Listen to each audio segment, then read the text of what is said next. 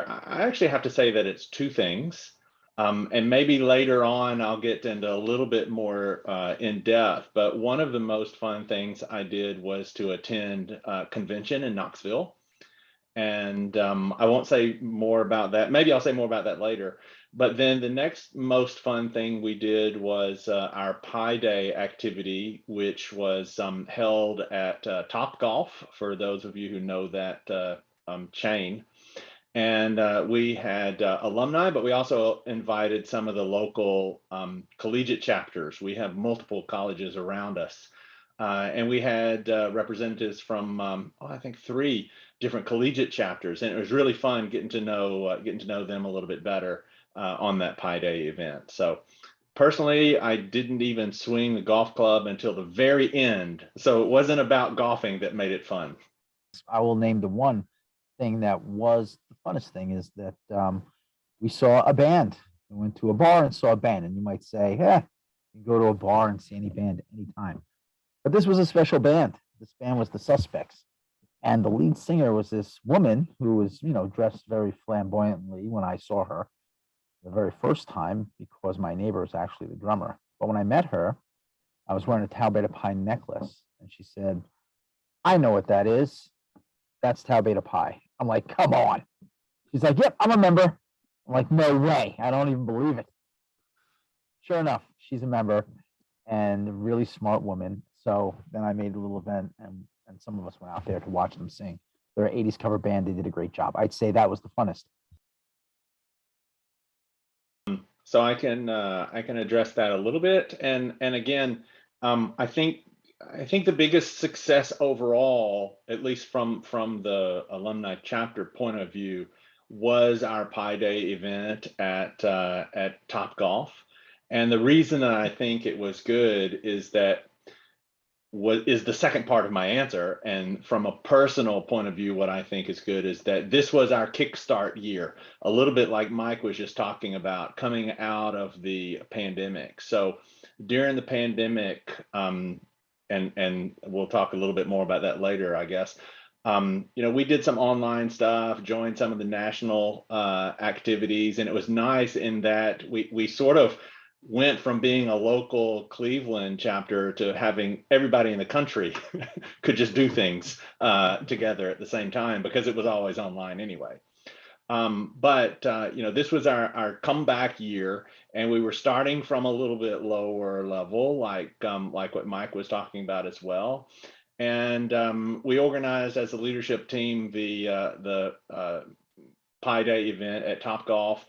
It was kind of nice because a lot of the stuff is done for you, right? You didn't have to deal with food, you didn't have to deal with infrastructure and things like this. You just kind of call up and make the order, which made it a little bit of expensive. But we ended up with enough people that it drove the price down a little bit. Plus, we had a little bit in our reserves that we could help sort of offset the cost, especially for the students who wanted to attend. So it was a lot of fun. And we went sort of the next step and got cakes and put the Tau Beta Pi logo on the cakes, and that was a big hit as well. And zero effort, right? You just take the file to the grocery store and they just paint it on there for you. How many people came out to that event, Shelton? How many people did that? I want to say it was 15. It was over our allotment for what was supposed to be in the bay, but we had I turned myself into a watcher instead of a participant, so that we didn't exceed our head count. In other words, the Tau Beta Pi logo was frosting on the cake and people ate it? Exactly. Oh, so they really internalized the ideals of TBP. Literally. Well, I think that we're very good, all the officers were very good about getting together. So if I sent something out, everyone responded. We could definitely do any kind of virtual meetings pretty good. We use this like Meetup, simple JavaScript site. I'll put it in the chat as we continue. It allows you to find time when everyone's available, and we use that. Actually, the prior president started to use that, so I just continued that. And everyone did get together, and everyone had great ideas. It was just very hard, as Mike said, the time goes by quick. We wanted to do a lot of these things, and maybe we'll get to them in the next year. I won't be president then. That's fine. It'll be our vice president's going to go up. I'll step down, but it's going to be the same people. We had 77 people in the whole alumni chapter, which again, that was, I'd say, a good success for the whole team of officers, because we reached out. We'd send out a form every time we get like that list from Tau Beta Pi, like, oh, these people are in the area, or these people. So we sent out a form and said, hey, if you want to just keep in touch, fill out the form and get on the list. And we sent a few hundred of these out, and we got 77 people. That said, when we send that out to like get them to do things, those people aren't really involved. Where in 2015, they were very, that list of people that we did get to sign up was more involved. So I think we just have to get back to that. And I think it can be done. But personally, I'm very happy with how the officers were, and, the involvement we did get from some people in our list. And I think we can definitely, increase that in this coming year. I think me personally, might be better off working on that as not the president, as just a director. Kind of like, let someone else be Kirk, I'll be Spock. That would be good. So that's my story on that. Even though we didn't actually do that much, we did have a bunch of discussions, and I'm glad to hear, kind of mirrored in the direction that we eventually went, the comments from Shelton and Scott about, the group getting together and basically having good times. Because when we first started, a lot of people who were members when they were like students, are you kind of used to like thinking about, what students are interested in, like their engineering projects and, the technology that goes into them, and, getting a job and all that stuff. And then when you think about activities, your first idea is either, some sort of like introducing people to jobs, or let's make something. But when it comes down to it, after a while, we kind of realized, what are people going to really be interested in coming out, and is going to keep on getting to come out again and again. And then we also noticed that, Tau Beta Pi is an honor society, and legally the definition of an honor society is a social benefit organization. Basically, it's for socializing. And the thing that keeps people coming and gets people really to get a sense of fulfillment from Tau Beta Pi is the people that they meet, especially if you know the faces from like 5 years and then 10 years, and they're like basically your family. And at the beginning, we didn't really know that. But through our discussions and through like reaching out to other people and trying to get involved, we really did realize that. And I wish I had met you guys earlier when we started, because you could have saved us, but everybody has their own journey to wisdom. And I feel we made a little bit of progress in that direction. So thanks for that. So something that I learned, maybe it was the hard way, but not this year, it was more like in 2020, is that Zoom burnout is a real thing. And we started out the pandemic saying, oh great, we'll have some trivia nights or something online, and my company already used WebEx regularly, so I already had the tools and everything, and we could do it. But in the end, it's a volunteer organization, and people who were on web meetings all day long didn't necessarily enjoy getting together on another web meeting just to chat. So while it was, a bit of a different topic and more personal and just chatting, as opposed to working, there's still some burnout. And we learned that the hard way, and it ended up meaning that we really didn't do very much as the pandemic went on and as the shutdown went on. But as far as this year, one of the things that I learned, and I'm not sure I learned it the hard way, I actually picked it up at convention when we were having discussions just as this, and came to the realization of exactly what Mike was just talking about a minute ago.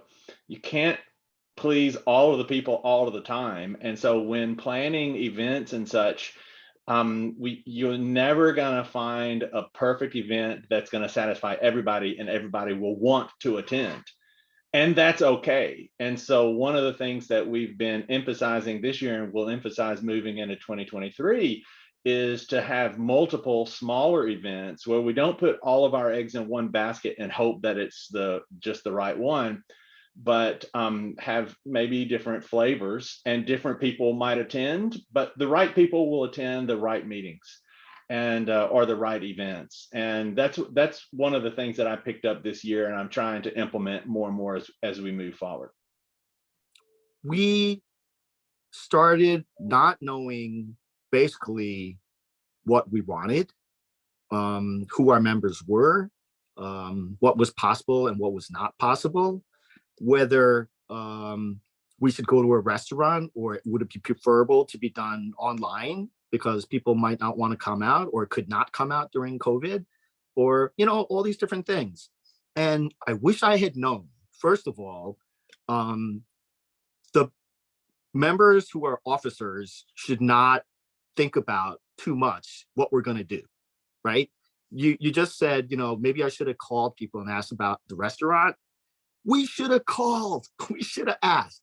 It's a group, and the group works together. So all of these discussions that were going to be, you know, a 10-minute, 15-minute meeting that turned into an hour discussion and then ended like, oh, we have to finish now and we still don't know what they're going to do.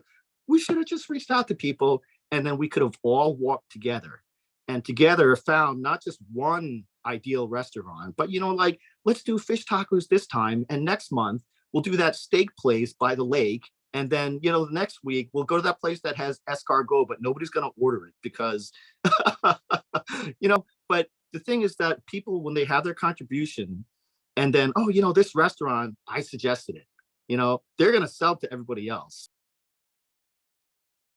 Hey, well, when we send out emails, we send them out with just a simple hello. Hey, if you'd like to just learn about, you know, the alumni chapter, or just keep in touch, or hear anything that's coming up, no obligation, no strings attached. Just put your name and email address in this form, and we'll keep you posted. That's it.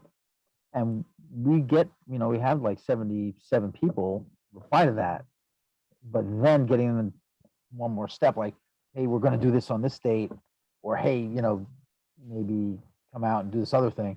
That's where it gets tough, but at least we have a list of names. So just a no strings attached, we'll keep you posted, and have them fill out that form and get on an email list.